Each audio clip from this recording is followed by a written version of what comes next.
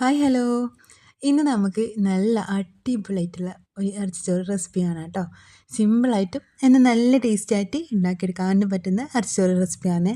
അപ്പോൾ എന്തായാലും എല്ലാവരും ട്രൈ ചെയ്ത് നോക്കുക. ഇഷ്ടമായി ലൈക്ക് ചെയ്യാനും സബ്സ്ക്രൈബ് ചെയ്യാനും ഷെയർ ചെയ്യാനും കമൻറ്റ് ചെയ്യാനും ഒന്നും മറക്കില്ല കേട്ടോ. അപ്പോൾ നമുക്ക് വീട്ടിലോട്ട് പോവാം. അപ്പം നമുക്ക് ആദ്യം തന്നെ ഇറച്ചിച്ചോറിന് ആവശ്യമായിട്ടുള്ള ഇറച്ചിയൊക്കെ ഒന്ന് വേവിച്ചെടുക്കണം. അപ്പോൾ അതിനായിട്ട് ഞാനിപ്പോൾ ഒരു കുക്കർ എടുത്തിട്ടുണ്ട്. അതിലേക്ക് 1 ടേബിൾ സ്പൂണോളം ഓയിൽ വെച്ചെടുക്കുന്നുണ്ട്.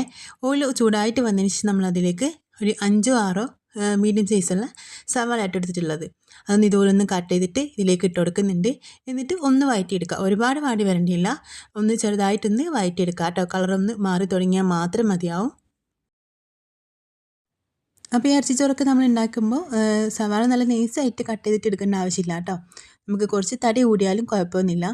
അപ്പോൾ അതിലേക്ക് ഞാനിപ്പോൾ ഒരു 5 മീഡിയം സൈസുള്ള തക്കാളി, നല്ല പഴുത്ത തക്കാളിയായിട്ട് എടുത്തിട്ടുള്ളത്. അത് ഇതുപോലെ ഒന്ന് ചെറുതായിട്ട് കട്ട് ചെയ്തിട്ട് എടുക്കുന്നുണ്ട്.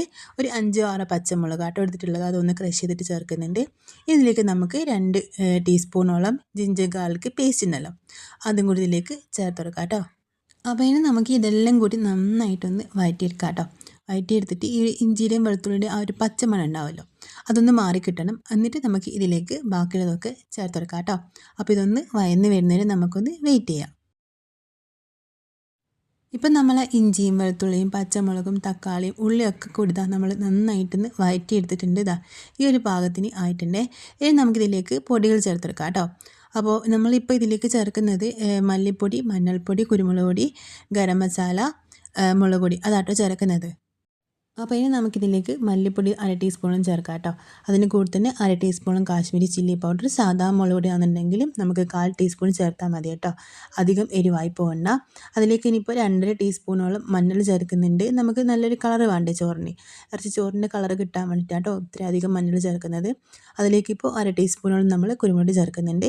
ഗരം മസാലയും 1/2 ടീസ്പൂണോളം ഗരം മസാലയും ചേർക്കുന്നുണ്ട് കേട്ടോ. എന്നിട്ട് എല്ലാം കൂടി നന്നായിട്ടൊന്ന് മിക്സ് ആക്കി എടുക്കാം. നന്നായിട്ട് മിക്സ് ആക്കി എടുത്തതിന് ശേഷമായിട്ട് നമ്മളിതിലേക്ക് ബീഫ് ചേർക്കുന്നത്.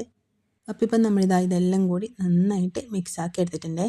ഇനി ഇതിലേക്ക് നമുക്ക് ബീഫ് ചേർക്കാം കേട്ടോ. അപ്പോൾ നന്നായിട്ട് കഴുകി വൃത്തിയാക്കി വെച്ചിട്ടുള്ള 1 കിലോ ബീഫാട്ടെ നമ്മളിതിലേക്ക് ചേർക്കുന്നത്. 1 കിലോ ബീഫിൻ്റെ ഇറച്ചിച്ചോറാണ് നമ്മൾ ഉണ്ടാക്കിയെടുക്കുന്നത്. അപ്പോൾ ഈ ഒരു സമയത്തിന് നമ്മളിതിലേക്ക് ആവശ്യത്തിനുള്ള ഉപ്പും കൂടി ചേർക്കുന്നുണ്ട് കേട്ടോ. എന്നിട്ട് നമ്മൾ ബീഫും കൂടി ചേർത്തിട്ട് ബീഫ് വേവാൻ ആവശ്യത്തിനുള്ള വെള്ളം കൂടി വെച്ചെടുക്കാം കേട്ടോ. ഏകദേശം 1.5 കപ്പോളം വെള്ളം ചേർക്കുന്നുണ്ട്. അതും കൂടി ചേർത്തിട്ട് നന്നായിട്ടൊന്ന് ഇളക്കി കൊടുക്കാം. എന്നിട്ട് കുക്കർ അടച്ച് വെച്ചിട്ട് ഒരു 8 വിസിൽ അടുപ്പിക്കാം കേട്ടോ. അപ്പോൾ നിങ്ങൾക്ക് വേണമെന്നുണ്ടെങ്കിൽ ഈ ഒരു സമയത്ത് തന്നെ ഇതിലേക്ക് മല്ലിച്ചപ്പ് ചേർത്ത് കൊടുക്കാം കേട്ടോ. മല്ലിയിൽ ചേർക്കാം. അല്ലാന്നുണ്ടെങ്കിൽ നമ്മൾ ചോറുണ്ടാക്കിയെടുക്കുന്ന ആ ഒരു സമയത്ത് ചേർത്താൽ മതി. അപ്പോൾ നമ്മളിത് ആ വെള്ളം കൂടി ചേർത്തിട്ട് നന്നായിട്ട് മിക്സ് ആക്കി കൊടുക്കുന്നുണ്ട്. ഇനി ഇത് അടച്ച് വെക്കാം കേട്ടോ. ഉപ്പൊക്കെ കറക്റ്റ് ആണോ എന്ന് നോക്കാം. എന്നിട്ട് അടച്ച് വെച്ചിട്ട് 8 വിസിൽ അടുപ്പിച്ചിട്ട് നന്നായിട്ട് വേവിച്ചിട്ടെടുക്കാം കേട്ടോ. അപ്പോൾ വെന്ത് കഴിഞ്ഞാൽ ഫ്ലെയിം ഓഫ് ആക്കിയിട്ട് ഇതൊരു സൈഡിലേക്ക് നമുക്ക് മാറ്റി വെക്കാം. അപ്പോൾ ഇനി നമുക്ക് ഈ ഒരു ഇറച്ചിച്ചോറിന് ആവശ്യമായിട്ടുള്ള അരി ഒന്ന് കഴുകിയെടുക്കാം കേട്ടോ. അപ്പോൾ ഒരു 4 കപ്പ് അരി എടുത്തിട്ടുണ്ട്. അത് നമ്മളിതാ ഒരു പാത്രത്തിലേക്ക് ഇട്ട് കൊടുത്തിട്ടുണ്ട്. കുറച്ച് ഉപ്പും കൂടി ഇട്ട് കൊടുത്തിട്ട് നന്നായിട്ട് കഴുകിയെടുക്കാം കേട്ടോ. എന്നിട്ട് അതിൽ കുറച്ച് വെള്ളമൊക്കെ ഒഴിച്ച് കൊടുത്തിട്ട് നമുക്കൊരു 5-10 മിനിറ്റ് അതിനൊന്ന് റെസ്റ്റ് ചെയ്യാൻ വേണ്ടി മാറ്റി വെക്കാം. നന്നായിട്ട് കഴുകിയെടുത്തതിന് ശേഷം കേട്ടോ വെള്ളം ഒഴിച്ചിട്ട് നമ്മൾ മാറ്റി വെക്കുന്നത്. അപ്പോൾ ഇപ്പം നമ്മളിന്ന് അതിലേക്ക് വെള്ളമൊക്കെ ഒഴിച്ച് കൊടുത്തിട്ടുണ്ട്. ഇനി അതൊന്ന് സെറ്റായിട്ട് വരട്ടെ. അപ്പോൾ ഇനി നമുക്ക് ആ ഒരു സമയം കൊണ്ട് നമ്മളൊരു പാത്രം എടുത്തിട്ടുണ്ട്, ചോറ് വെക്കാൻ ആവശ്യമായിട്ടുള്ളൊരു പാത്രം എടുത്തിട്ടുണ്ട്. അതിലേക്ക് 2 ടീസ്പൂണോളം നമ്മൾ ഗീ ആട്ടോ ചേർക്കുന്നത്. ഇനി ഇതിലേക്ക് നമുക്ക് 1 ടേബിൾ സ്പൂണോളം ഓയിലും കൂടി വെച്ചെടുക്കാം കേട്ടോ. ഓയിലും ഗീയും ഒന്ന് ചൂടായിട്ട് വന്നതിന് ശേഷം നമുക്കിതിലേക്ക് കുറച്ച് സ്പൈസസ് ചേർത്ത് കൊടുക്കാം. അത് നിങ്ങളുടെ ഇഷ്ടത്തിനനുസരിച്ചിട്ട് ചേർക്കാം കേട്ടോ. അപ്പോൾ അതും കൂടി ചേർത്തിട്ട് അതൊന്ന് മൂത്ത് വന്നതിന് ശേഷം നമുക്കിതിലേക്ക് ഒരു സവാള ഒന്ന് ചെറുതായിട്ട് കട്ട് ചെയ്തിട്ട് ചേർത്ത് കൊടുത്തിട്ട് ആ ഒരു സവാളയും കൂടി ഒന്ന് മൂപ്പിച്ചെടുക്കാം കേട്ടോ. അപ്പോൾ സവാളയും കൂടി ചേർത്തിട്ട് നമ്മളിതിലേക്ക് ഇനി ചേർക്കാൻ വേണ്ടി പോകുന്നത് കറിവേപ്പില കേട്ടോ. നമ്മൾ ഈ ഒരു ഇറച്ചിച്ചോറിന് കറിവേപ്പില നല്ല ടേസ്റ്റ് ഉണ്ടാവും കേട്ടോ. കറിവേപ്പില കൂടുതൽ ചേർക്കുന്നതോറും ചോറ് നല്ല ടേസ്റ്റ് ഉണ്ടാവും കേട്ടോ കഴിക്കാൻ വേണ്ടിയിട്ട്. അതുകൊണ്ട് തന്നെ കുറച്ചധികം കറിവേപ്പില തന്നെ നമ്മളിതിലേക്ക് ചേർക്കുന്നുണ്ട്.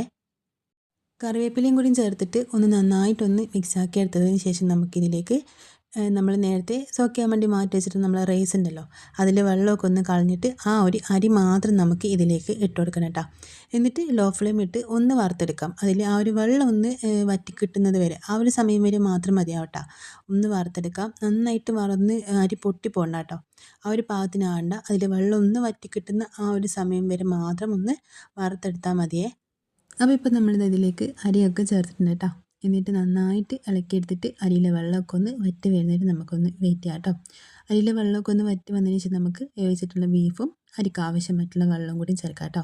അപ്പം വെള്ളം ചേർക്കുന്ന സമയത്ത് പ്രത്യേകം ശ്രദ്ധിക്കുക. നമ്മളെ ബീഫിൽ വെള്ളം ഉണ്ടെങ്കിൽ അതൊന്ന് അളന്നിട്ട് ഒഴിക്കാം. അല്ലാന്നുണ്ടെങ്കിൽ നമുക്കൊന്ന് ഒരു കണക്കുണ്ടാവുമല്ലോ, അത് നോക്കിയിട്ട് ഇതിലേക്ക് വെള്ളം ചേർത്താൽ മതി കേട്ടോ. ഒരുപാട് വെള്ളം ആയിപ്പോണ്ട. ഇപ്പം നമ്മളിത് അരിയൊക്കെ നന്നായിട്ട് വറുത്തെടുത്തിട്ട് ഈ ഒരു പാകത്തിന് റെഡി ആക്കിയിട്ട് എടുത്തിട്ടുണ്ടേ. ഇനി നമ്മളിതിലേക്ക് ബീഫ് ചേർക്കുന്നുണ്ട് കേട്ടോ. നന്നായിട്ട് വേവിച്ചിട്ടുള്ള ബീഫ് ചേർക്കുന്നുണ്ട്. അപ്പോൾ ഇതിൽ ഒരുപാട് വെള്ളം ഇല്ല കേട്ടോ. അതുകൊണ്ട് തന്നെ നമ്മൾ ഇതിലേക്ക് ഇനിയിപ്പം 4 കപ്പല്ലേ നമ്മൾ അരി എടുത്തിട്ടുള്ളത്. നമ്മളിപ്പോൾ ഇതിലേക്ക് ഒരു 3 കപ്പ് വെള്ളം ചേർക്കുന്നുണ്ട് കേട്ടോ. അപ്പോൾ അത് നോക്കിയിട്ട് നിങ്ങൾ ചേർത്താൽ മതി. ചില അരിക്ക് ഒരുപാട് വെള്ളം ആവശ്യം ഉണ്ടാവില്ല കേട്ടോ. അപ്പോൾ നമ്മളിത് വെള്ളം ചേർത്തിട്ട് നന്നായിട്ട് ഇളക്കിയെടുക്കുന്നുണ്ട്. എന്നിട്ട് സ്പൂൺ വെച്ചിട്ടൊന്ന് നോക്കിയാൽ മതി കേട്ടോ. നമ്മൾ സ്പൂൺ ഒന്ന് കുത്തിയിട്ട് അതിൻ്റെ ഒരു 1/4 ഭാഗത്തോളം വെള്ളം ഉണ്ടെങ്കിൽ അത് കണക്കാട്ടോ ഉണ്ടാകാൻ. ഇനി ഒരുപാട് വെള്ളം ചേർക്കേണ്ടിയില്ല. ഈ ഒരു സമയത്ത് നമുക്കിതിലേക്ക് 2 ടേബിൾ സ്പൂണോളം ചെറുനാരങ്ങ നീര് ചേർത്ത് കൊടുക്കാം കേട്ടോ. അപ്പോൾ ചെറുനാരങ്ങ നീരും കൂടി ഇതിലേക്ക് ചേർത്തതിന് ശേഷം നമുക്ക് ഇതിലേക്ക് ആവശ്യത്തിനുള്ള ഉപ്പ് ചേർക്കണം കേട്ടോ. ആവശ്യമുള്ള ഉപ്പും കുറച്ച് മല്ലിയിലയും കൂടി നമ്മൾ ഇതിലേക്ക് ചേർക്കുന്നുണ്ട്. കുറച്ച് അധികം മല്ലിയില ചേർക്കുന്നുണ്ട്. അതിൻ്റെ കൂടെ തന്നെ നമുക്ക് ഈ ഒരു സമയത്ത് ഇതിലേക്ക് ഒരു 1/2 ടീസ്പൂണും കൂടി കുരുമുളക് പൊടി ചേർത്ത് കൊടുക്കാം കേട്ടോ. നമ്മൾ ഇറച്ചിയിൽ ഇട്ടിട്ടുണ്ട്, പക്ഷേ നമ്മൾ ഈ ഒരു സമയത്ത് ചോറ് റെഡിയാക്കുമ്പം തന്നെ അതിലേക്ക് കുറച്ചുകൂടി കുരുമുളക് പൊടി ചേർത്ത് കൊടുക്കുന്നുണ്ട്. 1/2 ടീസ്പൂൺ ചേർക്കുന്നുണ്ട്. നിങ്ങൾക്ക് എരിവ് ഒരുപാട് ഇഷ്ടമില്ലെന്നുണ്ടെങ്കിൽ കുറച്ച് പൊടി കുറക്കാം കേട്ടോ. അപ്പോൾ ഇതും കൂടി ചേർത്തിട്ട് നന്നായിട്ടൊന്ന് ഇളക്കിയെടുക്കാം. ഇനി നമുക്കിതൊന്ന് അടച്ച് വെക്കാം കേട്ടോ. ഫുൾ ഫ്ലെയിമിൽ വെച്ചിട്ട് അരിയൊക്കെ മുകൾ ഭാഗത്ത് പൊന്തി വരുന്നവരെ ഒന്ന് വെയിറ്റ് ചെയ്യാം. അതിനുശേഷം ലോ ഫ്ലെയിമിൽ 1-2 പ്രാവശ്യമായിട്ട് തുറന്ന് നോക്കിയിട്ട് ഇളക്കിയെടുക്കാം കേട്ടോ. 5-10 മിനിറ്റ് കഴിയുമ്പോൾ ഒന്ന് തുറന്ന് നോക്കിയാൽ മതി. അപ്പോൾ ഇപ്പം നമ്മൾ അടിപൊളിയായിട്ടുള്ള ഇറച്ചിച്ചോറ് റെഡി ആയിട്ടുണ്ട് കേട്ടോ. ചോറ് റെഡിയാക്കി എടുക്കുമ്പോൾ പ്രത്യേകം ശ്രദ്ധിക്കുക. നമ്മൾ വെള്ളമൊക്കെ ഒന്ന് കുറുകി വന്ന് അരി ഒന്ന് മുകളിലേക്ക് പൊന്തി വന്നാൽ ലോ ഫ്ലെയിമിലാക്കി കൊടുത്തിട്ട് അതൊരു 5-10 മിനിറ്റ് ആകുമ്പം 1-2 പ്രാവശ്യമായിട്ട് തുറന്ന് നോക്കിയിട്ട് ഇളക്കി കൊടുക്കുക കേട്ടോ. ഇടയ്ക്കിടയ്ക്ക് ഇളക്കാൻ പാടില്ല. 5 മിനിറ്റ് 10 മിനിറ്റ് കഴിയുമ്പോൾ ഇളക്കി കൊടുത്താൽ മതിയേ. അപ്പോൾ നല്ല ടേസ്റ്റി ആയിട്ട് സിമ്പിളായിട്ട് ഉണ്ടാക്കിയെടുക്കാൻ വേണ്ടി പറ്റുന്ന ഇറച്ചിച്ചോറ് റെഡി ആയിട്ടുണ്ട്. എന്തായാലും എല്ലാവരും ഒന്ന് ട്രൈ ചെയ്ത് നോക്കുക. ഇഷ്ടമായി ലൈക്ക് ആൻഡ് സബ്സ്ക്രൈബ് ചെയ്യാൻ ഷെയർ ചെയ്യാൻ കമൻറ്റ് ചെയ്യാനും മറക്കല്ലേ.